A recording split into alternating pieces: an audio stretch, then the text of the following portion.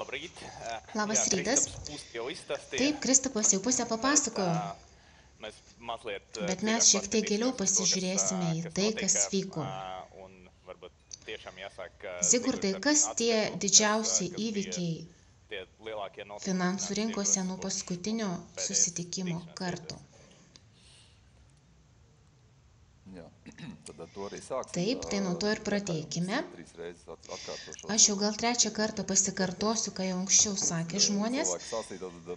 Tai iš principo paskutinis praeitų metų ketvirtis investicijų prasme buvo labai sėkmingas ir tai davė gerą nusiteikimą metams. Ir iš principo visus praeitus metus mes galime prisiminti kaip sąlyginai gerus, net labai gerus investicijų prasme. To pagrindas didžiąja dalimi žinoma buvo 22 metų ne per geriausi rezultatai, ar ne? Kai palūkanų normos augo, obligacijų kainų savo ruožtu mažėjo, akcijos reaguodamos į palūkanų normų augimą, kietesnė monetarinė politika, taip sakant, abejonių dėl to, kaip tai galėtų paveikti ekonomiką ir akcijų kainos mažėjo, todėl iš principo praeiti metai buvo iš pradžių stabilizacijos, o po to jau tokio gana ryškaus atsigavimo metai, kas yra gal dar kartą šią iliustraciją noriu parodyti. Nuspalvinta teritorija yra tie paskutiniai 3 mėnesiai, mes iš principo pastarąjį kartą susitikome tokiame nesėkmingame taške, ar ne?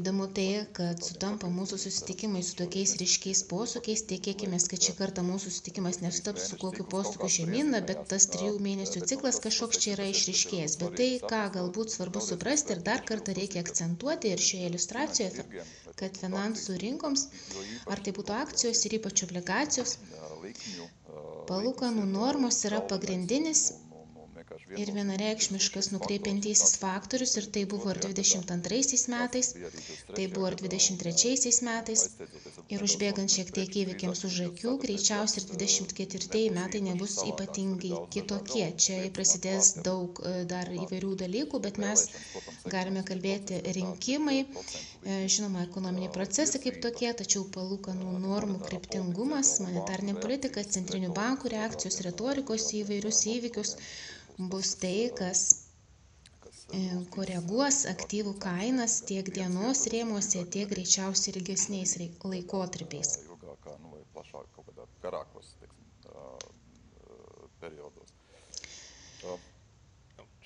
Čia galima matyti, kad iš principo tai, ko buvo tikimasi metų pabaigai, daugiausiai į JAV, akcijų rinkos yra tai, kur mes galėtume pasiekti tą ankstesnį, anksčiau buvusi piką, bet kiek galima matyti čia, tai obligacijų, ypač saugių obligacijų kainų lygis yra dar gerokai žemiau 22 metų pradžios, bet kiek aš matau, tas atsigavimo procesas jau yra prasidėjęs dėl to palūkanų normų lubų sąlyginių pasiekimų.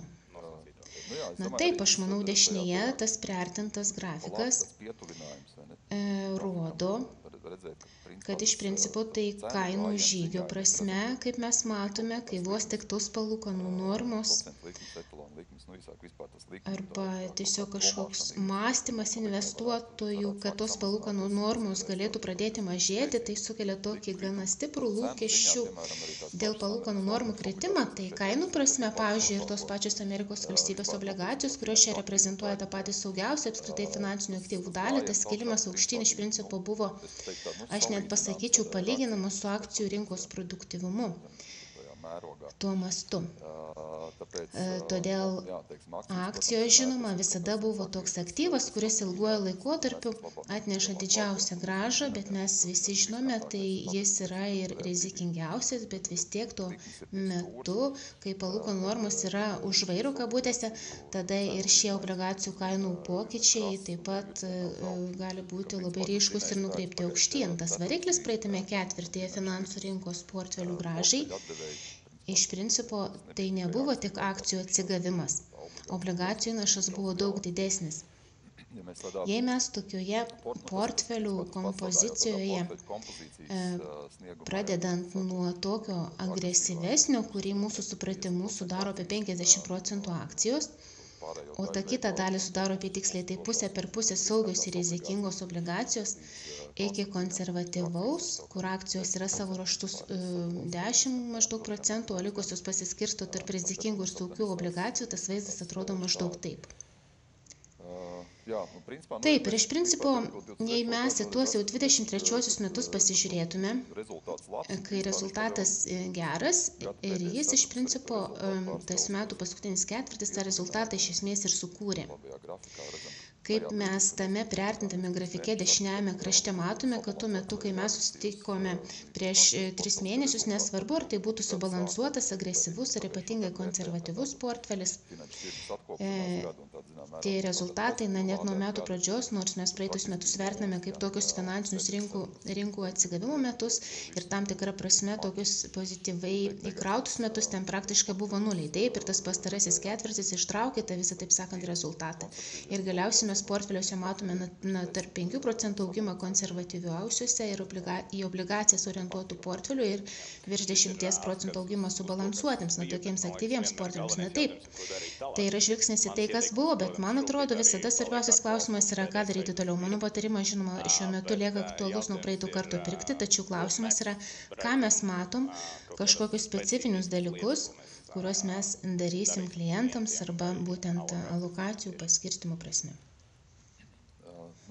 Taip, tas mūsų ketvirčio, tas didysis ekonomikos, finansų rinkos ir portfelių konstrukcijos įvertinimo procesas paprastai baigėsi šiais portfelių paskirstimais, alokacijomis, tokios gairės, toks centrinis paskirstimas alokacija arba vadinamoji neutrali, kuri priklausomai nuo to, ar mes, sakykime, manome, kad rinkoje rizika yra pervertinta, tai mes einame daugiau riziką, arba mes manome, kad rizikos faktorius yra per didelis ir kažkokios makroekonominės rizikos yra didesnės negu ten ta potenciali grąža rinkose, tada mes traukiamės toliau nuo rizikos ir iš principo tai yra mūsų pagrindinis sprendimas. Šiuo metu mes ir daugiausia, didžiąją dalį laiko mes praleidžiame, aš sakyčiau, tokia neutrali alokacija, kas yra logiška, todėl ta neutrali yra optimali alokacija. Mes šiuo metu esame toje, kaip prieš 3 mėnesius, toje pačioje neutralioje alokacijoje, niekas nepasikeitė, todėl neprisiėmame daugiau rizikos portfeliuose, nei tai yra optimalu. Kita vertus, rizikos ypač nevengėme, vienintelis esantis akcentas, tokia šiuo metu tokia Europos kryptis susidariusi. Prie to, aš manau, dar kartą sugrįšime. Taip, pakalbėkime apie ekonomiką, nes iš principo finansų rinkos niekada nėra atitrūkusios nuo ekonomikos, čia yra glaudus ryšys. Ir man atrodo, nėra paslaptis, kad tas svarbiausias veiksnys yra vis dėlto privatus vartojimas. Viskas baigėsi tuo. Ir klausimas, ar žmonės šiuo metu turi tam pinigų, nes mes kalbame, kad vienu metu ten buvo santaupų sumažėjimas, tačiau tuo pat metu tiek Europoje, tiek JAV galima girdėti, kad gana daug kalbame apie atlyginimų augimą ir ar tai pasireiškia ir realiame žmonių pajamų augime. Taip. Kaip čia pradėti tą mintį? Iš esmės, kur yra tas, kas yra kažkas aktualiausio, ta aktuali tema rinkose, kalbant apie ekonomiką, ar ne? Nuo 22 metų pradžios, visus 23 metus ir iš principo ir šiemet, jeigu mes tai pasižiūrėtume į tą makroekonominę mintį, tokią kaip visumą, tai iš esmės mes vis dar visą tai tokiame atsargumo fone viskas vyksta. Ekonomikos auga santykinai lėtai, investuotojai, labiau ekonomistai mato kažkokias problemas, yra dalykų, kurie atrodo išties recesiniai, ar ne, ir jei mes tai taip galėtume pavadinti, tas atspirties taškas yra toks labai lėtas augimas, su daug makroekonominių iššūkių, rizikų, aukštos palūkanų normos ir panašiai.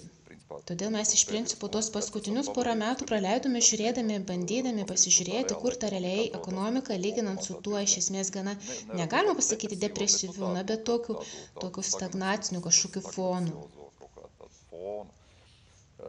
Todėl kiekvieną kartą mes grįžtame prie tų pačių indikatorių, kurie yra svarbus, pasižiūrint, ar išties mes galime kalbėti apie kažką, kas išties yra recesija, kaip mes tai suprantame. Recesija, nežinau, nuo 2008 metai gal nėra geras pavyzdys, bet kažkas sustojo, kažkas bankrutavo ir išties buvo blogai. Taip nėra. Todėl mes pertikriname tuos, ir žinoma, tai yra vienas iš pagrindinių šiek tiek atsiliekantis indikatorius, tai pajamų pusė arba darbo rinka kaip tokia. Tuo pat metu tai yra gana aiškus indikatorius ir žvilgsnis atgal į veidrodį, kur mes esame. Ir tai, kas vyksta, na taip, taigi privačių asmenų pajamos ir toliau auga, darbo rinka, nedarbo lygis visur vis dar yra žemas, atlyginimų augimas lyg ir šiek tiek mažėja, žinoma. Tas spaudimas didinti atlyginimus nėra toks didelis, nes infliacija šiek tiek slopsta ir visas tas baisumas šiek tiek rimsta. Bet iš esmės mes vis dar galime kalbėti apie tai, kad pajamos auga, žmonės pinigų turi ką išleisti ir ar leidžia. Ir šiaip jie tai ir toliau daro. Čia yra konkrečiai apie prekes. Aš irgi galiu sakyti, kiekvieną kartą tai pasižiūrime dar kartą. Čia nėra paslaugos, bet paslaugose tas augimas ir toliau sėkmingai auga tiek Europoje, tiek Amerikoje.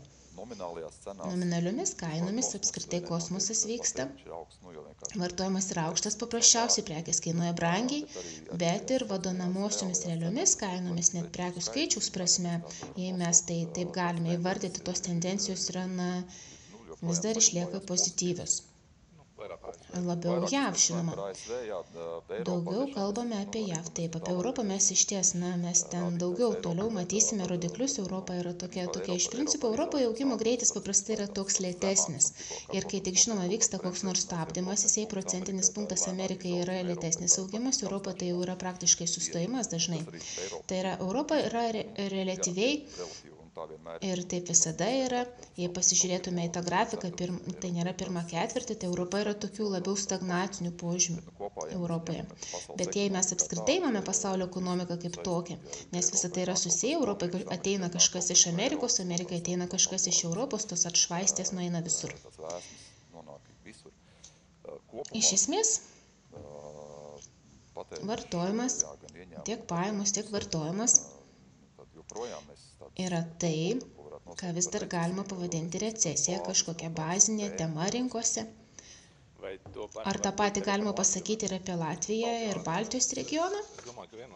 Aš manau, kad vienareikšmiškai, nes faktiškai tai tą tendenciją mes galime įvardyti vienas prie vieno. Latvijoje viena vertus mes matome, kad darbo rinka, pajamos, atlyginimai pas mus augo praeitų metų 3/4, daugiau kaip 12% pensijų indeksavimas. Apskritai mes matome, kad pagal visus rodiklius klientai, sakykime, kiek privartus klientai kiekvieną mėnesį gauna į savo banko sąskaitą. Padidėjimas yra gana ryškus. Kita vertus, jei mes pasižiūrėtume į prekybos pusę, tiek apimčių prasme, tiek pinigų prasme, 3-4 metai, ten augimas yra fantastiškas. O jei pasižiūrėtume į pastaruosius metus, jie buvo gana stagnuojantis vietoje. Viena vertus, kai pajamos augo, vartojimas neauga. Namų ūkio pajamos per mėnesį yra gana svyruojančius. Tiek COVID pinigai, vaiko pinigai, kai davė jų, tai viena. O kita vertus, prekyba, mažmeninėje prekyboje, kokią mes turime apyvartą. Ir tai, ką mes matome, iš principo auga abu. Kartais tos pajamos auga greičiau, kartais vartojimas auga greičiau ir COVID metu, kai mes sėdėjome namuose ir valstybė mokėjo dosnes išmokas, vienareikšmiškai pajamos įsiveržė pirmyn, atsirado papildomų pinigų sąskaitose, santaupose, o nuo 22 metų pradžios tas infliacijos impulsas buvo toks galingas, kad kurį laiką išlaidos buvo stipriai priekyje. Plus dar prisideda komunaliniai mokesčiai, plus dar euriboras, kredito mokėjimai, kas bendrame fone nėra tokie dideli, bet vis tiek vaidina savo vaidmenį. Tai 22 metais faktiškai tos išlaidos smarkiai lenkė pajamas.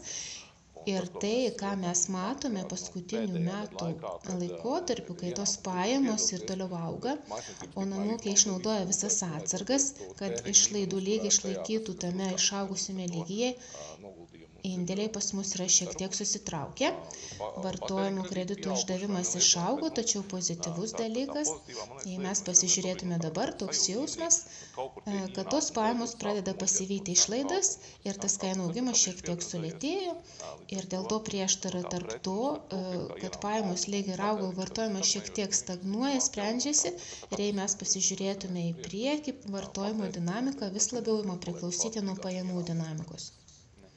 Tai jau skamba kaip kažkokia normalizacija, o kita tema, kurią norėtųsi pakalbėti, yra kreditavimas, nes viena vertus augo palūkanų normos, tiek žmonės, tiek verslas, įmonės, viena vertus buvo atsargesni imdami kreditus, kita vertus galbūt ir bankai tiek pat čia Latvijoje, tiek pasaulyje buvo atsargesni. Ar yra kažkokių esminių pasikeitimų dėl tų lūkesčių, kad palūkanų normos pasieks lubas? Apibendrinant, tas kažkoks nežinomasis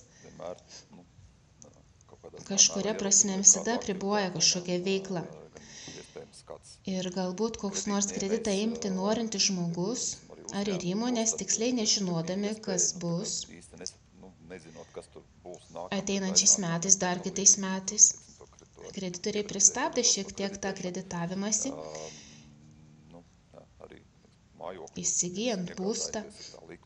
Tos palūkanų normos gal kai ką šiek tiek privertė susimastyti, ar daryti tai dabar, ar palaukti, ar atidėti vėlesniam laikui. Ypač Amerikoje tai svarbu, kur yra tos fiksuotos palūkanų normos. Reikia du kart pagalvoti, ar norisi dabar užsifiksuoti, persikredituoti. Kol tos palūkanų normos auga, kol negalima suprasti, kur bus tos lubos žmonės, kurie nedirba banke, kiekvieną dieną neseka ir neturi galimybės pasižiūrėti, kas vyksta su kažkokiais futureais, ateities sandoriais, jiems tas vaizdas šiek tiek išplaukęs atrodo. O bankai? Mes apie tai, man atrodo, kalbėjome prieš porą ketvirčių. Atrodo, kad bankai lyg tokie atsargesni tampa, neduoda pinigų. Tai yra toks konceptas. Tačiau aš to netikiu. Galbūt buvo kažkokių laikotarpių, žinoma, jei mes kalbame apie ekstremalius 2008-2009 metus, kai buvo tikrai sunku gauti kreditą. Galbūt kreditų paklausa yra tai, kas stabdo arba padidina kredito masės augimo tempą.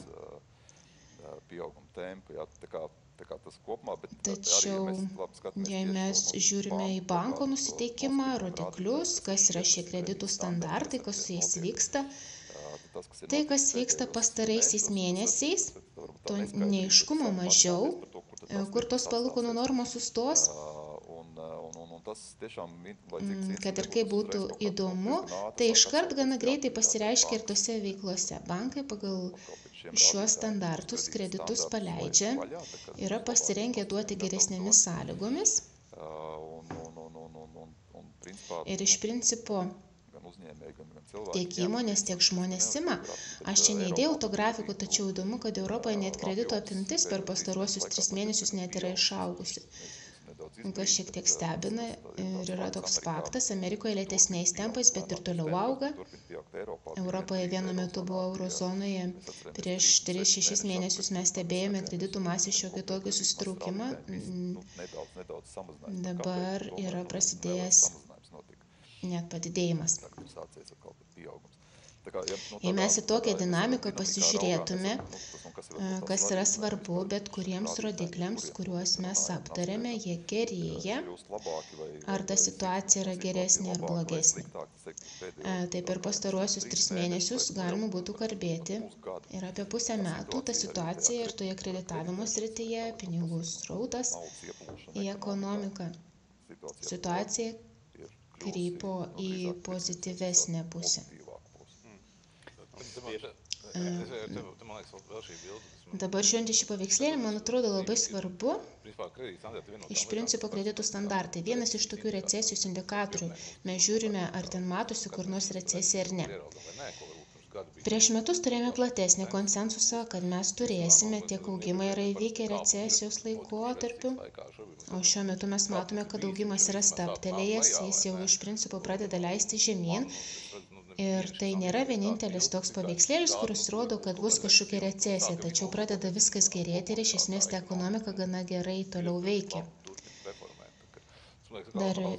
Dar vienas toks rodiklis, kuris paprastai yra toks esminis, kaip signalas, reikalai daug geriau klostėsi, nei buvo galima tikėtis žiūrint į šį paveikslėlį. Ir tas pats yra Latvijoje, jei mes žiūrėtume į kreditavimą, yra žinoma apstojęs, tačiau tie lygiai tiek įmonių pusėje, tiek namų ūkiuose, naujos hipotekos, tai tas kritimas nėra toks dramatiškas, esant tokiam palūkanų normų kilimui, kokį mes matėme. Aš manau, ir čia, kaip ir bet kuriame iš grafikų, kuriuos mes žiūrime, ne tik šiandien, bet apskritai, mes nuolat grįžtame prie tų 20 metų.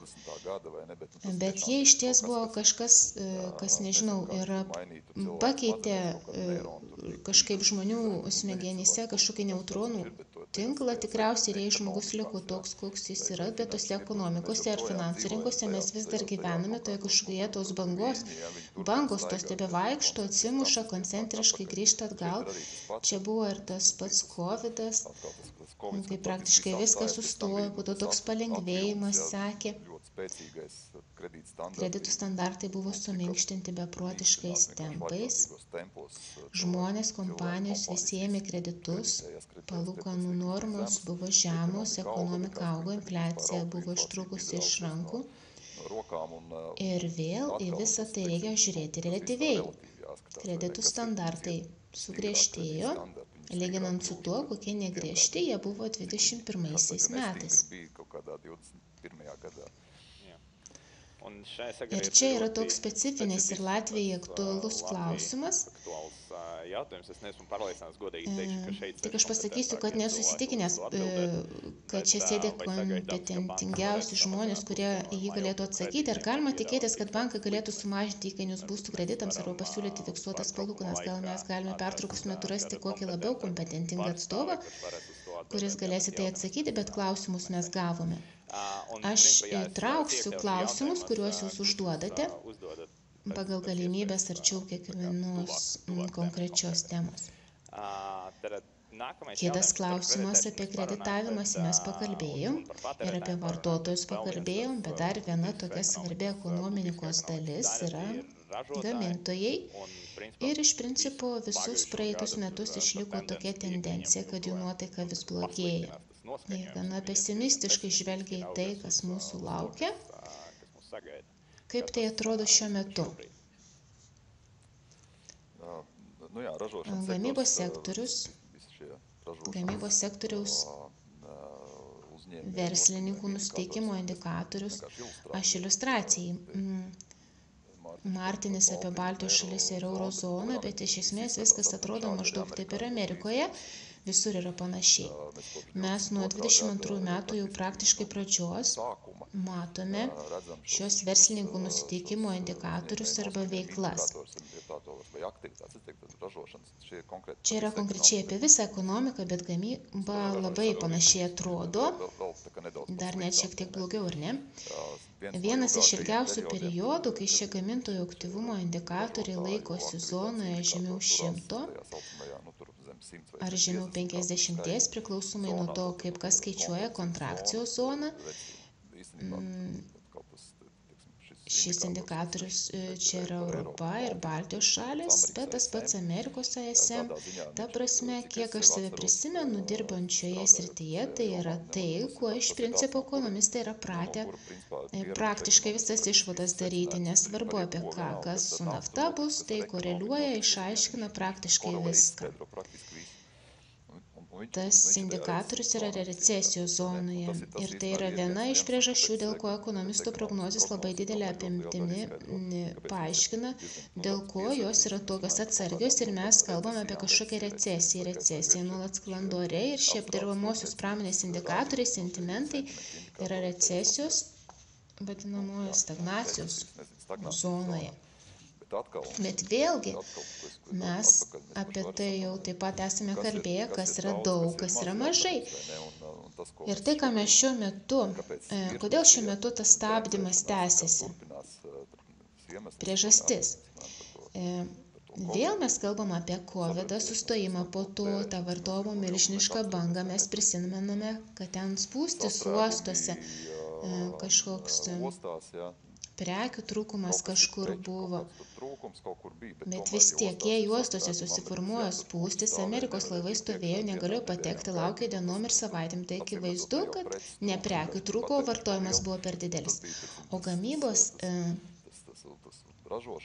segmente mes apie savotiškas pagirias galėtume kalbėti po saiko nebuvimo 20-21 metais. Todėl tai, kad šie indikatoriai yra recesijos zonoje, yra tokia normalizavimosi procesų sudedamoji dalis. Bet kol kas tuos indikatorius, tuos ISM, Amerikos ar eurozonos pavertimas į indekso formą, jei jis virš 50, tai tas indeksas kaip ir auga, o jei yra žemiau, tai mažėja.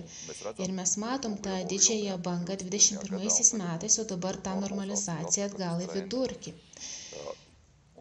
Ir tai galbūt yra tas momentas dabar, jei mes matom, kad tie indikatoriai laikosi dar 2 metus toje recesijos zonoje ir dar 1,5, tada mes galėtume kalbėti apie apdirbamąją pramonę. Ir greičiausiai su ją yra ir apskritai su ekonomika tikrai yra kažkokia rimta problema. Prasidėjus iki šiol, nors atrodo, yra viskas blogai ir ilgai, mes galime kalbėti apie normalizaciją. Man atrodo, dar vienas dalykas, pramonė visada yra viena iš cikliškiausių šakų ir paprastai ta, kurios ciklo leidimas į žemyn prasideda ir pradeda traukti kitą šaką žemyn, todėl ir ekonomistai žiūri pramonę.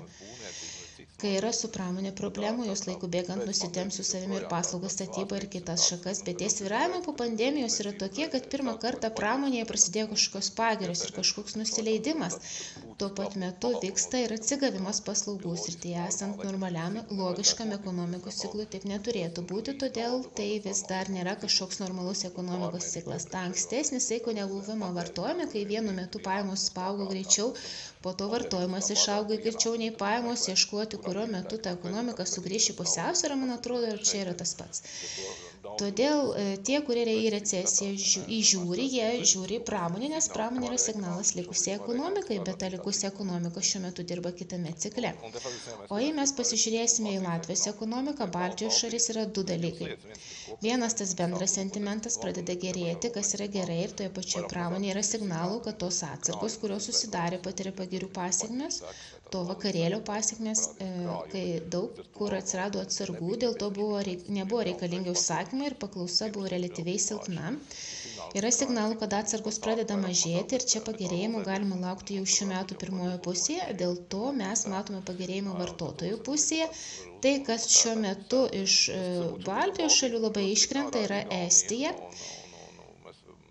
Ir mes kažkaip pastaruoju metu labai fokusavomės Latvija ir Lietuva, kaip Lietuva yra aplenkusi Latviją, bet mes mažiau pastebėjome, kaip Estijai pastarieji metai buvo tokie, kad jie tuoj nukris iki Latvijos lygio. Taip, kad ten kažkaip ypač nesėkmingai susiklosti. Man atrodo, Estijai labai nepasisekė šiame ekonomikos cikle dėl palūkanų normų. Ten yra 2 didesnė privati skola. Dėl to, jei mes pasižiūrėtume, kiek skausmo sukelia ekonomika palūkanų normų augimas, tai Estijoje tas skausmo lygis artėja prie 2008 metų skausmo lygio. Tas skausmas išties yra gana didelis, todėl tas Euribor augimas atsiliepia tiek namų ūkiams, tiek įmonėms.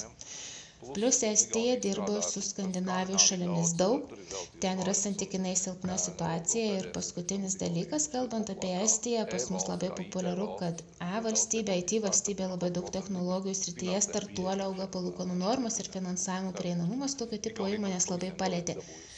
Taip, kad Estijai per visus galus kliuvo nuo palūkanų normų ir jei mes uždedam BVP indeksą, tai pastarųjų 5 metų atotrūkis, kurie buvo pasiekę, tuoj atgal bus Latvijos lygyje. Tai visa lyg ir sušildo širdį, ar ne? Na taip, geriau, kad mes augtume, bet šį kartą yra priešingai. Aš dar sugrįšiu prie tavo žodžių, kur tu sakei, kad buvo spūstis uostuose ir kokią įtaką tai turėjo. Yra vienas klientų klausimas, aktuali tema, kaip portfeliams atsilieps krizė Raudonojoje jūroje, ar tai turės įtakos vakarų ekonomikoms. Ir čia gal toks įvadas. Raudonojoje jūroje yra įėjimas į Sueco kanalą, kuris yra trumpiausias aktyviai naudojamas prekybos kelias iš Azijos į Europą. Tokį trumpą pavyzdį mes esame turėję, man atrodo, 20 metais, kai ten įstrigo tas konteinerinis laivas ir laivyba sustojo. Tai iškart sukėlė transportavimo kainų augimą, transportēšanai, bet šobrīd bet šį kartą kiek pasaulio? Transporto išlaidose konteineriuose mes esame pastebėję yra kainų kilimas, gal netoks dramatiškas, kai buvo tada, kai tas laivas įstrigo Sueco kanale. Ir čia šiek tiek skiriasi tas ciklas, tuo metu, kai tai buvo paklausos maksimumas, visko ir visur trūko ir tada staiga kažkoks laivas užblokavo pagrindinį keliavimo kanalą pasaulyje, tai buvo labai nesėkminga laiko prasme. O šiuo metu tas ciklas yra šiek tiek kitoks, nėra tokios ryškios paklausos, bet žinoma, transportavimo išlaidos jau išaugo, dėl to klausimas, kaip ilgai tai tęsis. Jei tai tęsis mėnesius, tai tikriausiai kažkokį spaudimą atskirų grupių prekių kainoms tai galėtų iššaukti.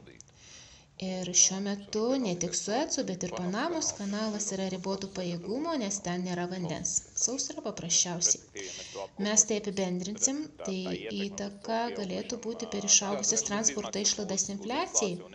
Galėtų būti, nes tai tęsiasi pakankamai ilgai. Aš manau, kad kol mes nežinome, kiek ilgai ta situacija tęsis. Ir infliacija yra iš principo tai, kur visas tas pasakojimas apie palūkanų normas ir prasidėjo. Aš pagavau save galvojantį, kad realiai mes dabar turime ekonomiškai aktyvią kartą, kurie apie palūkanų normą sužinojo tik dabar, nes pastaruosius 10 metų apie palūkanas nebuvo daug kalbame. O kalbant apie infliaciją, ten galima pastebėti ir pojūčių lygmenyje. Čia pat Latvijoje galima justi, kad situacija gerėja, tačiau kaip tai atrodo skaičių pavidalų pasaulyje. Infliacija visus metus. Ir šiuo metu mes apie tai galime kalbėti elgiasi sąžiningai, ko iš jos ekonomistai ir centriniai bankai tikėjosi 22 metai buvo visiškai kitokie. Kiekvieną mėnesį buvo tikimasi, kad tuoj nustos augti ne kainos, bet tas infliacijos tempas, o jis vis greitėjo. Nuo praeitų metų pradžios infliacijos normalizacijos ir toks palaipsnis lėtėjimo procesas vyksta. Jis vyksta praktiškai tiksliai, kai pagaliau ta viršūnė buvo pagauta, kai buvo prognozuota. Nors tos prognozės iš tiesų yra labai paprastos, apie tai esame daug kalbėję, ties 2. Nuo 7 iki 2, nuo 3 iki 2, kai pasiekia 2, tai galiausiai ir įvyksta. Iš principo, didžiąją dalį šios infliacijos bendro kritimo, infliacija kainų kilimo tempas, jei mes apie tai kalbame, jei kainos krinta, tai jos krinta kažkokiems tokiems produktams, kurie yra labai artimi žaliavoms, sakykime, benzinas svyruoja gana sparčiai, mes matom, kad jis yra kažkur šalia kokios nors naftos, kokie nors gaminiai iš grūdų. Tos pačios pieno kainos, kur reikėtų stebėti kažkokį kritimą, bet iš principo apie kažkokį kritimą, kad kažkas labai kristų, mes šiuo metu visai apie tai nekalbam, mes kalbam, kad augimas lėtėja. To jau ir užtenka iš principo centriniams bankams ir visiems kitiems. Ir ta prognozė, jei į priekį žiūrime, į šios metus žvelgiant, apskritai ir mums, mes anksčiau apie tai jau diskutavome, bendras jausmas yra toks, kad infliacijos ar kainų augimo tempas dar galėtų šiek tiek sulėtėti, bet jis vis tiek stabilizuosis greičiausiai tuose lygiuose, kurie bus aukštesni negu buvo tie, kuriuos mes įpratome matyti apskritai šiame amžiuje. Tie infliacijos lygiai bus šiek tiek aukštesni. Ta infliacija čia kažkur toje sistemoje čia pat yra ir tie prisiminimai, nesvarbu, ar jie būtų COVID, pandemijos laikotarpio išgyvenimai, vėl kai kažkas atsitinka su kanalu, iškart visi prisimena, kas vyko tada su kanalu. Ir tai yra tai, su kuo reikia skaitytis.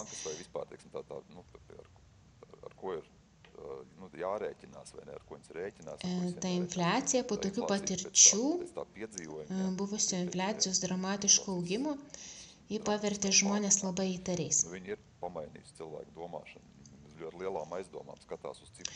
Žiūri skaičius ir kai tik pamato, kad kažkur kažkas pradeda augti, štai, kur jis sugrįžo.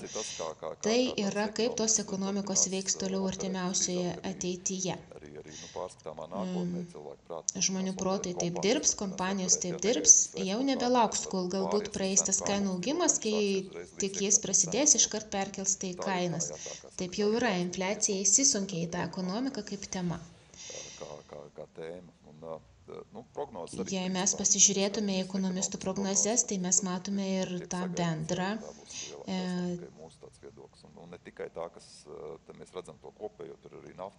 Ten ir naftos kainos įtrauktos, maisto kainos, kas yra resursai, svyravimai, kuriais esmės neauga kaip tokie. Jei mes pasižiūrėtume tą pačią naftą, $75 ar 70, tiek pat įkainavo ir prieš 10 metų. Niekas ten ypatingai nepasikeitė. Taip pat ir maisto kainos, maisto žaliavų kainos, tai ir tas pats kažkas, kas svyruoja, tačiau jie neturi augimo tendencijos, tai sudaro labai didelę dalį infliacijos mažėjimo, bet ir ta pagrindinė infliacija lėtėja. Ta prognozė yra tokia, kad jei mes kalbame apie pagrindinę infliaciją, kuri yra išėmus tas žaliavoms priartintas kainas, ten bus daugiau, aukščiau. Na, bet tai vis dar jaučiasi. Tu jauti infliaciją. Aš jaučiu infliaciją. Na, pavyzdžiui, į Graikiją nuvykti su šeima vasarą, ta kaina, kurią šiuo metu tie patys viešbučiai sąlyginai siūlo, yra 30% aukštesnė vis dar. Tu sakei, kainos nemažėja, bet ar nėra taip, kad tu pasitikrini to viešbučio kainos po savaitės ir pamatai, kad jos dar 5% išaugo. Bet tikrai yra toks jausmas, ypač paslaugų sektoriuje, ta mintis vis dar tokia yra. Kažkaip reikia susimti ir kainas pakelti užuot sumažinus. Ar arčiau namų irgi taip vyksta? Taip, čia du paveikslėliai apie Latviją. Vėl tas pats bazinė infliacija, be energijos resursų, maisto kainų indeksas. Čia aš visada sakau, na ką žmonės mato ir ką mato ekonomistas. Ekonomistas mato tą paveikslėlį kairėje, infliacija mažėja. Yra beveik pasibaigusi, o žmogus paprastai mato tą paveikslėlį dešinėje, kainos yra 30% didesnis nebuvo prieš tai, ar ne?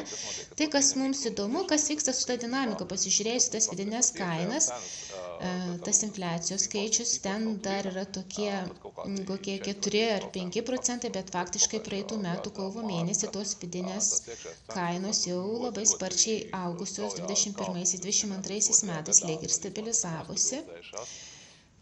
Tačiau infliacijos lūkesčiai įvairių medijų mūsų atveju, tai yra apklausų rezultatai, tų lūkesčių stabilizavimas įvyko, tačiau dar 10 metų perspektyvoje aukštame lygyje.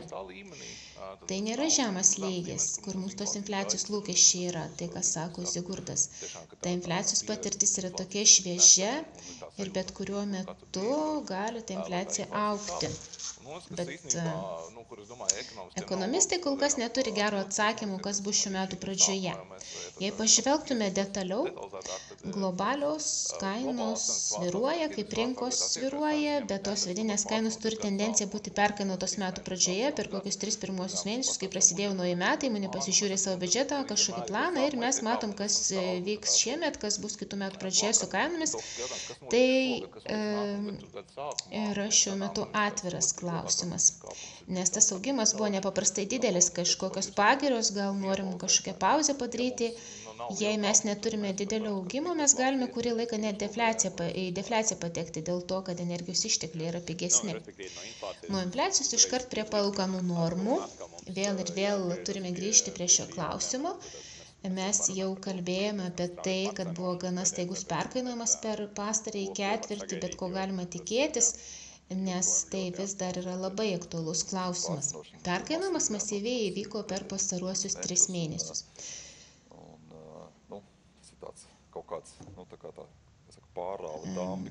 Galima palyginti su pralaužta užtvanka, toks tas vaizdas yra. Pirmieji rudens mėnesiai, spalis iki pačios lapkričio pradžios, palūkanų normos augo, palūkanų normų prognozės atrodė iš kur tai, ar ne? Visiškai be reikalo. Ir tada pasiekiama kritinė riba ir vienu federalinio rezervo sistemos komentaru, po to truputį mažesniais infliacijos rodikliais Amerikoje ta banga nunešė visus buvusius palūkanų normų lygius. Labai sparčiai sumažėjo palūkanų normų lygių lūkesčiai tiek rinkose, tiek ir prognozės apie tai, kas vyks su centrinių bankų palūkanų normomis. Mes matom tą viršutinę punktinę liniją, tai yra ten, kur mes buvome prieš 3 mėnesius, o tai yra dabar. Storesnė linija yra ta, kur mes esam dabar, tas palūkanų normų ateities kreivė patyrė dramatiškų pokyčių per pastaruosius 3 mėnesius. Tai iš principo, kuo tikimasi, šiais metais labai sparčiai pradės kristi palūkanų normos, centriniai bankai pradės mažinti palūkanų normas, tiek Europos centriniai bankai, tiek ir federalinė rezervų sistema. 25 metų pradžioje mes matysime Europoje 1,5% mažesnės bazinės palūkanų normas, tai yra daug. Man toks jausmas, kad mes turime rinkos lūkesčius ir paralelinį konsensusą. Rinka perkainojo palūkanų normas, kad palūkanų normos kritimas šiemet bus ir esminis, nepaisant to, kad bankai sako, kad ypač Europos centrinis bankas, kad rezervuotai žiūri, tai jau visi analitikai, komentuotojai, kurie pasisako šį temą, sako, ne, rinka klysta, tokio spartaus palūkanų normų kritimo nebus, jis bus tolygesnis, taigi yra 2 konsensusai, rinka tikisi kritimo, analitikai sako ne. Vis dėlto taip sparčiai nekris, man atrodo, tai yra labai ypatinga situacija. Klausimas, kažin ką rinka įvertino, dėl ko tikisi tokio greito kritimo. Čia yra keletas klientų klausimų apie palūkanas, kuriuos galime čia adresuoti. Pirmasis, aš čia matau tą Euriborą 3 mėnesių, grįžtant prie temos, ar mes matome kažkokius duomenis, ar kiek daug žmonių disponuojamų pajamų dalys išaugo dėl padidėjusių kredito įmokų, kaip sumažėjo disponuojamosios pajamos. Latvijos skola yra nepaprastai maža. Hipotekinis kredito portfelis pas mus yra 5 milijardai 40 milijardų ekonomikai. Ten yra gal daugiau negu 10 milijonų per mėnesį, bet namų ūkių bendros pajamos 1,4 milijardo. Tai Euriboras prideda 20 milijonų prie išlaidų. Taip, kad tai labai konkrečiai paliečia tuos, kurie turi kreditų, tačiau tokių žmonių skaičius santykinai yra mažas, todėl ekonomikai apskritai tai neturi pernelyg didelės įtakos. Paprasčiausiai klausimas yra, turi kreditą žmogus ar neturi. Tiems, kurie turi įtaką didelė, tiems, kurie neturi įtakos nėra. Ir dar vienas klausimas, nuo kurio mes toli nepabėgsime niekada.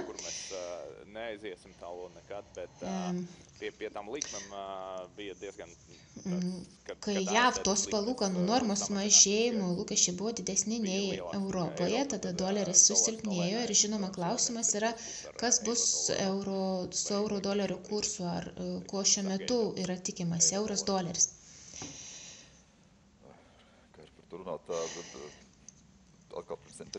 Vėlgi, prieš tuos 3 mėnesius mūsų pagrindinė mintis buvo, kad kai tik palūkanų normos nustos augti ir pradės mažėti, tai euro kursas lyginant su doleriu pradės augti, kas gana tiksliai įvyko, savo ruožtu doleris auga, kai palūkanų normos auga, nes paprastai Amerikoje tie procesai vyksta sparčiau tiek kryptimi aukštyn, tiek žemyn. Šiuo metu kursas yra 1,10. Tai koks prognozėms nekomfortiškas kursas, nes jis toks gana teisingas, pavadinkim taip, fundamentaliai daug teisingesnis tai tas, kas yra artimas paritetui. Iš ties sunku pasakyti, kas atsitiks su palūkanų normų prognozėmis, su rinkomis. Iš principo, jei mes kalbame, kad atėjome kažkokį palūkanų normų mažėjimo ilgalaikį periodą ir finansų rinkos kaip tokios. Ir ekonomikos pamažu ims jaustis geriau. Teigiamas bendras nusiteikimas paprastai Europai išeina į gerą. Pernai metais mes matėme keletą kartų šios žygius, kur šiuo metu, kaip sakei, yra prie normalių lygių, nėra tokio nesaikingumo, kai buvo pernai ir užpernai rugpjūtį, kai Europa dar nepradėjo kelti palūkanų normų ir mes nuėjome iki pariteto. Tokių didelių faktorių įtakos šiuo metu nėra. Gal prie palūkanų normų dar vienas klausimas. Martinai, tikriausiai tau, kaip palūkanų normos įtakoja komercinę nuosavybės rinką. Žinoma, kad JAV tas ryšys yra gana glaudus, nes taikomos palūkanų normos, nustatant nuosavybės arba turto kainą. Jei tu turi pinigų srautą, bet kaip šiuo metu Latvijoje atrodo komercinės nuosavybės rinkoje situacija? Detaliai nesekiau, bet procesas jau tas pats. Jei aukštesnės tos be rizikos palūkanų normos, tai turi įtakos tą laukiamą grąžą, ko gali tikėtis iš kažkokios investicijos, todėl jei tau neauga nuoma, tai turi mažinti kainas, bet pas mus nėra tokia dramatiška situacija, ypač kažkokių biurų rinkoje, kai įmonės sumažina biurus, atsisako ir lieka probleminiai aktyvai, kur kainos krenta iš esmės. Pas mus ta situacija nėra tokia, ta pasiūla istoriškai nebuvo tokia didelė. Gal dabar žemesnis aktyvumas nėra taip, kad kažkas būtų pasirengęs labai sumažinti kainą ir parduoti pigiau.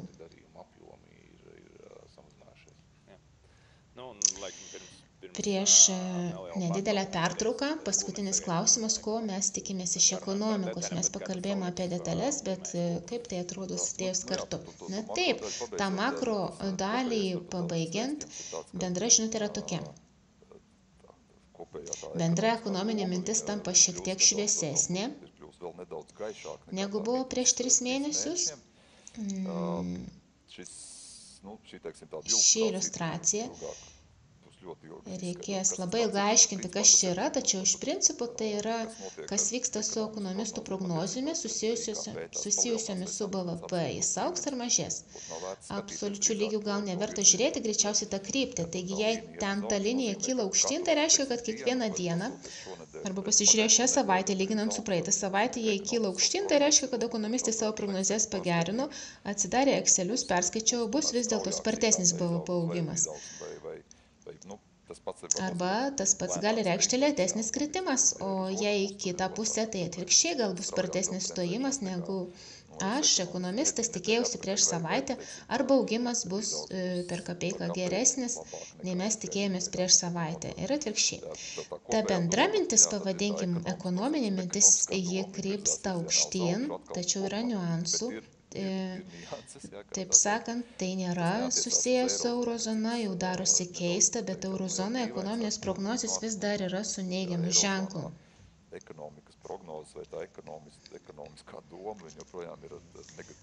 Susumavus, Amerika vėl ištraukė visą rezultatą, kabutėse. Pirmiausia, didesnė pagal savo apimtį, savo įtaką globaliems procesams, kaip milžiniškas pasaulio pilvas, sakykime. Vien tai, kad jie auga, jau iš esmės yra gerai. Ir tas peržiūrėjimas yra daug spartesnis prognozių nei Europoje tas mažėjimas. Jei mes imam kartu, ekonominė mintis turi pozityvę tendenciją šiuo metu. Ir kas yra svarbu rinkoms, ji tapo geresnė, nei buvo prieš 3 mėnesius.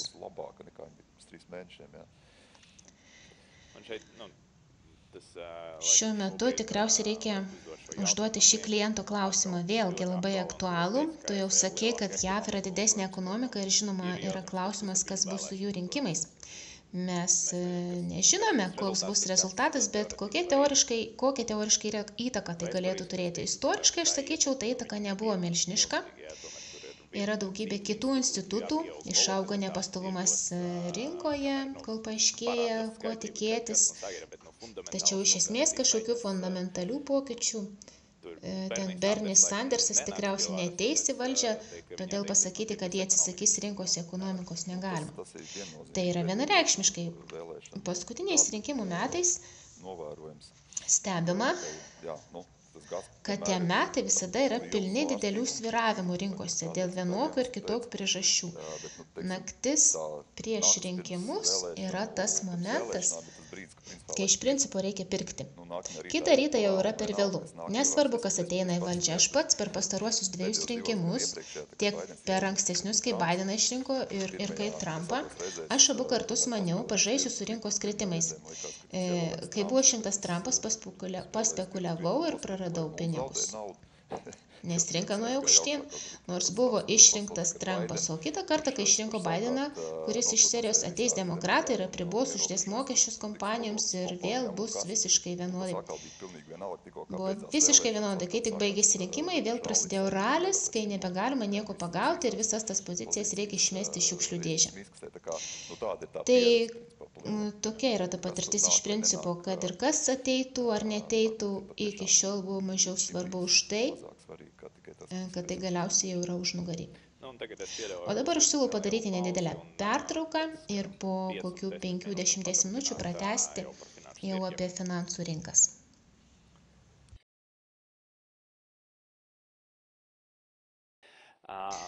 Kaip Valteris užsiminė ir mes apie tai jau kalbėjome, šiuo metu yra tikimasi, kad palūkanų normos kris ir žinoma, tai yra visai susiję, nėra taip, kad kreditų palūkanų normos nepriklausytų nuo palūkanų normų ir pelningumas. Todėl, tęsiant apie finansų rinkas, tą pasakojimą apie palūkanų normas, kas atsitinka su pelningumu, rentabilumu šiame kontekste obligacijų segmente. Taip, kas yra ir ko galima tikėtis ateityje. Prieš 3 mėnesius buvome susitikę aukščiausiame taške, kai buvo šis grafikas nuėjęs ir ta žinutė buvo tokia, kad prieš tą pilką liniją, kuri yra tokia zona, kuri įskiria, čia ta monetarinė politika, čia apie Ameriką konkrečiai įdėjau, bet mes turime tokį panašų ir apie Europą, kai monetarinė politika yra ribojanti, palūkanų normos rinkoje tapo ribojančiomis kaip našta, kaip ekonomika stabdantis faktorius, jei tai yra virš, arba kai tai yra skatinantis faktorius, kai jis yra žemiau šios pilkos linijos. Mes matome į giliai ribojančią zoną praeitų metų rudenį patekome palūkanų normų prasme. Bazinės palūkanų normos, kas yra ši punktyrinė linija, kur yra virš 5, jos vis dar yra toje ribojančioje zonoje, bet mes greičiau kalbame apie tai, kas bazinė palūkanų norma, paskui yra Euriborai, kurie tiesiogiai priklauso nuo bazinių palūkanų normų, tačiau šios rinkos palūkanų normos yra dar svarbesnės ypač Amerikos ekonomikai. Tai kas įvyko? Vėl prasiveržė šie palūkanų normų šliuzai kryptimi žemyn, taip ryškiai šiame grafike nesimato, bet tas posūkis buvo gana esminis, mes matysim vėliau. Įvyko kažkokia dalis normų normalizavimuose. Jei centriniai bankai matys, kad ši infliacija nebėra tokia kritinė problema, kokia ji buvo per pastaruosius 2-3 metus, ir nebus priežasties to stabdžių pedalo ekonomikoms spausti taip stipriai ir prasidės normalizacija. Ir šiai normalizacijai vis dar yra kur eiti. Man atrodo, dar viena mintis, kurios aš nesu pamatęs plačiai, bet lapkričio pabaigoje man teko būti tokiame viename renginyje su Europos Sąjungos centrinio banko vyriausiu ekonomistu ir ta jų nuostata buvo iš principo palūkanų normų lygis. Šis paveikslas tai labai gerai parodo, kad tos palūkanų normos yra virš neutralaus lygio. Ir net pradėjus mažinti palūkanų normos, bendra politika vis dar yra gana ribojanti, taip pat kreditai perkainuojami vis dar aukštyn. Taip, kad man atrodo, tai yra toks aspektas, kuris kažkurį laiką galėtų būti. Tas ėjimas atgal į neutralias palūkanų normas iš tiesų reiškia, kad palūkanų normų mažinimas reiškia, kad ta politika išlieka tokia labai atvira, labai stimuliuojanti.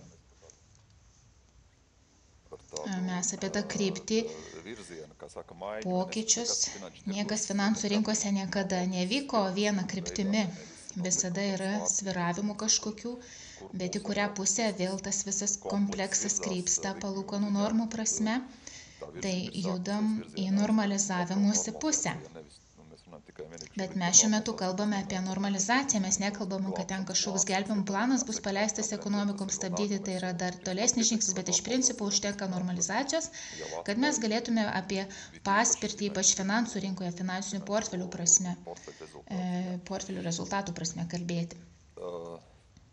Iš principo tas pats, bet kalbant apie finansų rinkas, kaip jos pasirodė ir ko dar iš jų galima tikėtis, vėl aukščiausias taškas, kuris buvo rudenį matomas, tas šuolis, Vėl tą patį grafiką tą kartą rodžiau ir žinutė buvo, kad obligacijų pelningumas kantriai laukia savo investuotojų.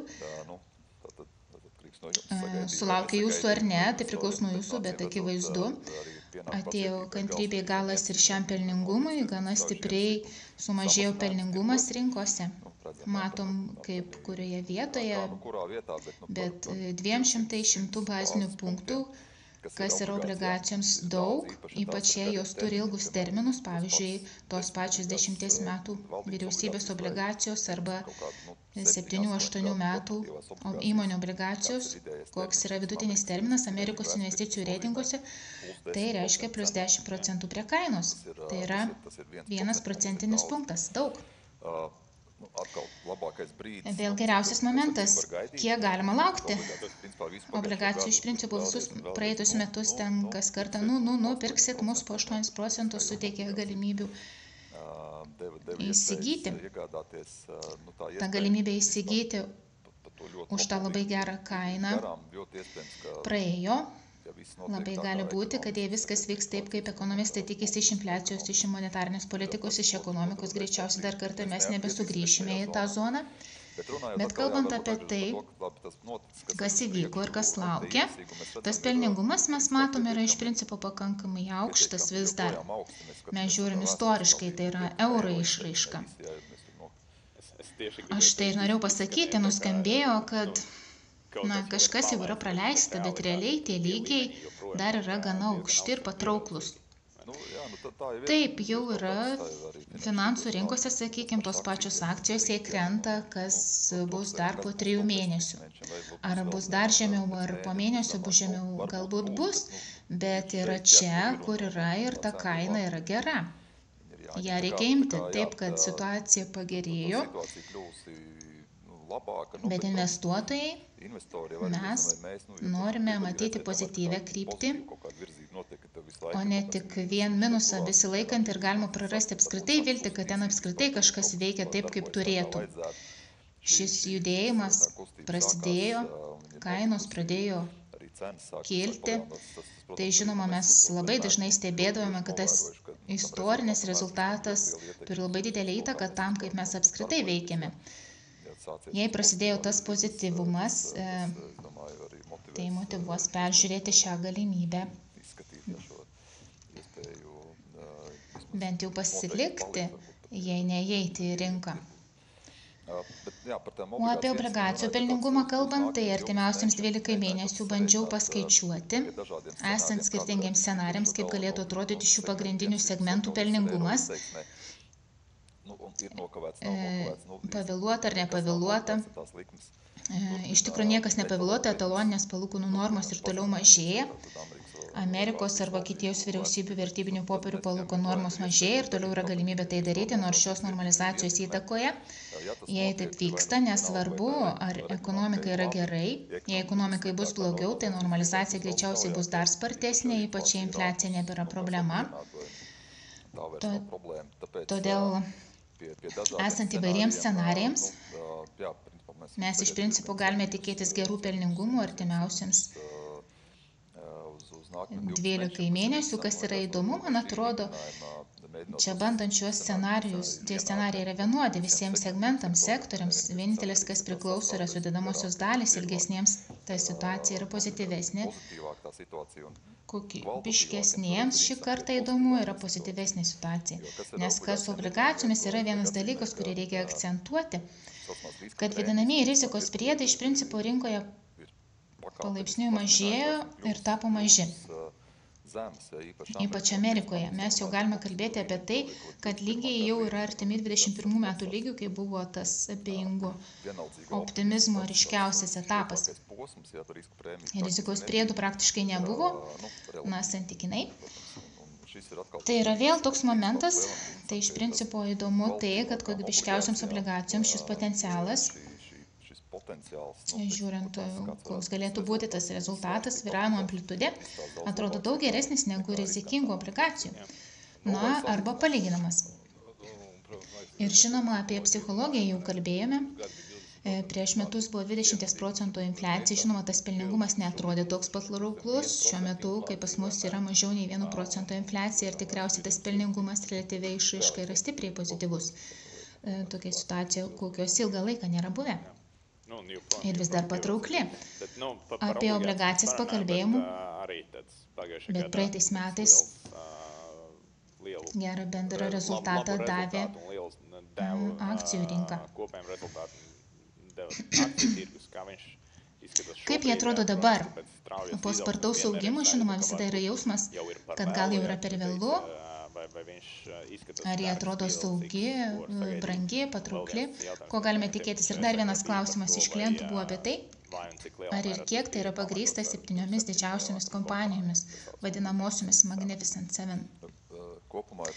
Apskritai apie rinką kalbant, Amerikos S&P 500 indeksas, nes mūsų portfeliuose akcijų jo lyginamoji svarba sudaro labai didelę dalį, praktiškai didžiausia, o visa kita yra tokie add-ons, priedai.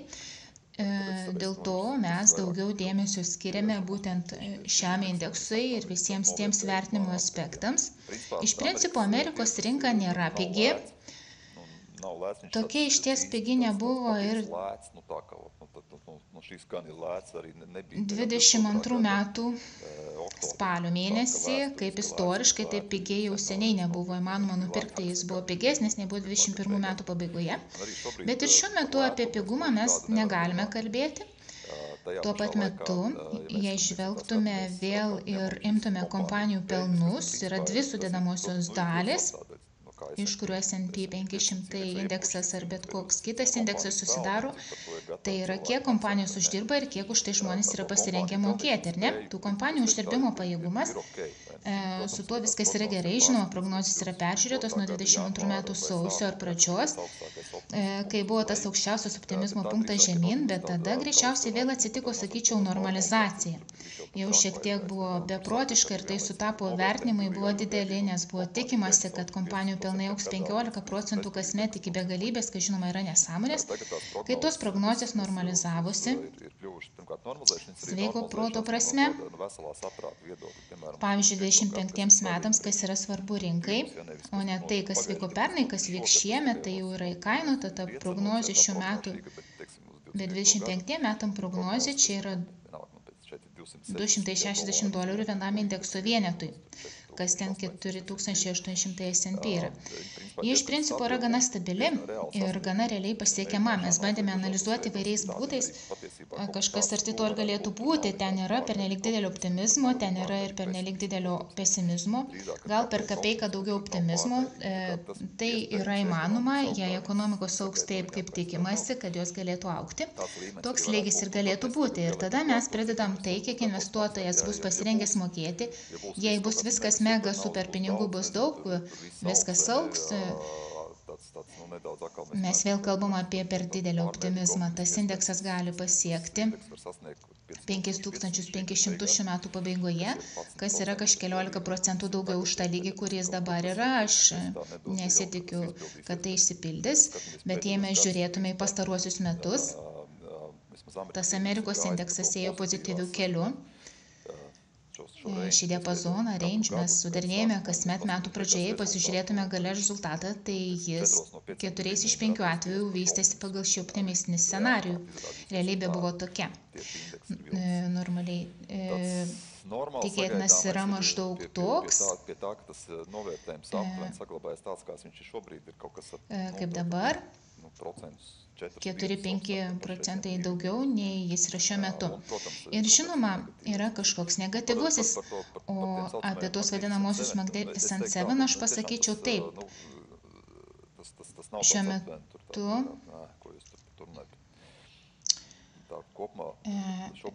vienareikšmiškai šios kompanijos, kurios ten šiuo metu yra, net neprisimenu visų atmintinai, sudaro labai didelę dalį tiek to pelnų augimo, tiek pozityvumo, kuris šiuo metu vyrauja Amerikos akcijų rinkoje. Bet to įdomu tai, kad tai yra gana pagrįsta. Kompanijų maržos ir toliau didėja. VD kosminis 60% nuo $100 jų apyvartos, 60 nueina grinai į pelną.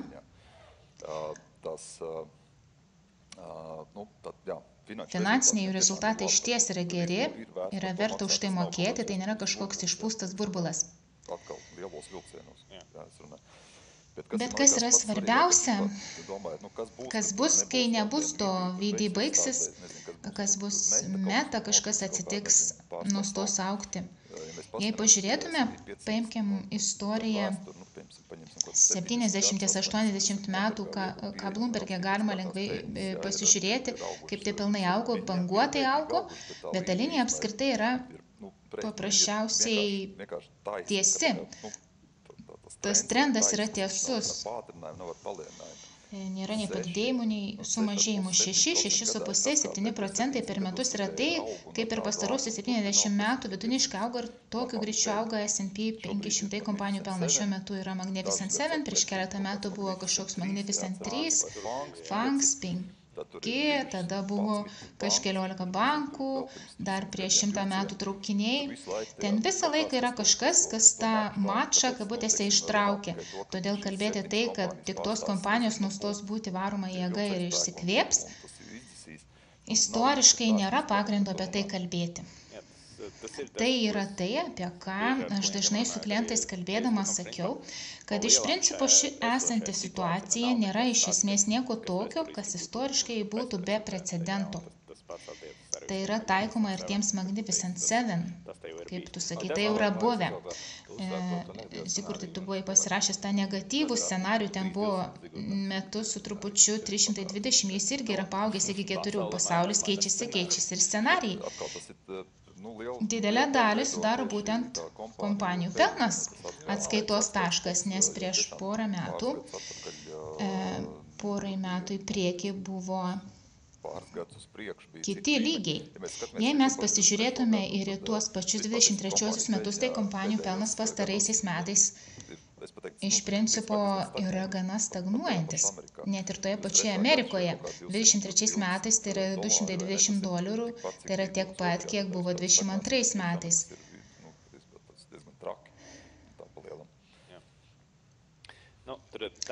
Tai, ką aš išgirdau iki šio momento, apskritai žiūrint, vyksta tam tikra normalizacija tiek ekonomikoje, tiek ir palūkanų normose, vis dar išlieka potencialas tiek obligacijoms, tiek akcijų rinka nėra perkainuota. Ji nėra pigi, bet nėra ir brangi. Tai pagrindinis klausimas, ko galima tikėtis toliau esant tokiems įvadiniams duomenims. Vėlgi niekas nevyksta pagal tiesią liniją. Kas bus po 3 mėnesių, gal bus geresnis laikas pirkti ar parduoti. Aš nebemoku tokiamis kategorijomis galvoti. Kuo ilgiau tose rinkose esi, tuo labiau tai supranti. Bandyti tuos 3 mėnesius atspėti. Tačiau bendrai žiūrint, mes prieš 3 mėnesius, kai susitikome, buvo tas pikas apačioj, kai buvo labai didelis tas atotrūkis, normalizacijos potencialas jau yra didelis. Ir jis padidina ir būsimą pelningumo potencialą ženkliai. Dabar ta normalizacija, lyginant su tuo, kur rinkos turėtų būti, tam tikra prasme yra įvykusi. Šioje vizualizacijoje gal nereikia tiek daug dėmesio skirti skaičiams, skaitmenims po kablelio. Ta normalizacija tam tikrą prasme įvyko, tas perteklinis sukauptas dėl kritimo aukštų palūkanų normų grąžos potencialas nėra šiuo metu iš tikrųjų. Bet mes vis tiek nekalbam apie tai, kad kažkas būtų pervertinta, kažkas būtų brangu, kažkas būtų neproporcingai, kainos būtų tokios, kad nežinau, pirkdamas sumokėtum kažką į priekį. Taip nėra. Tai lygiai vis dar yra garbingi, pasakyčiau taip, puikus, jei taip pasiliktų. Prieš 3 mėnesius vėl pasižiūrėję atgal, mes pasakytume, tada buvo puiku pirkti, o dabar gana gerai pirkti. Ta potenciali grąža, jei mes žiūrime šio modelio formatu, tai yra tik modelis, mes nekalbam, tai nėra depozitas, buvo sakykime, 6% vidutiniškai artimiausiams 5 metams neto tikėtina subalansuotam portfeliui. Dabar pasidarė 4,5 maždaug. Spręskit patys, lyginkite su kitomis galimybėmis. Jei mes grįžtume dar kartą, verta priminti, kaip mes matome tas strategijas ir alokacijas, paskirstimą, kurias mes siūlome klientams.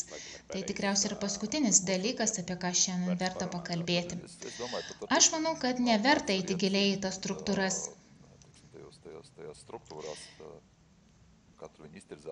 Ta bendra žinutė, akcentas, dabar šiek tiek didesnis pas mus į Europą obligacijose, todėl kad ten tas rizikos priedas yra jaučiamas labiau. Toks yra, skirtingai nuo Amerikos. Bet tai yra visai smulkus niuansas bendrai paėmus, esmės nekeičiantis, ką dar pridurčiau, mums tos Europos akcijos patinka labiau. Ne labiau už Amerikos, bet labiau negu besivystančių valstybių akcijos. Besivystančių valstybių akcijos yra toks segmentas, kuris portfeliuose taip pat gali pasirodyti, jis net standarte pasirodo, bet dabar žvelgiant apskritai į tai, kas vyksta besivystančiose šalise, kai mes apie indeksą kalbame, labai didelė dalimi kalbame apie Kiniją.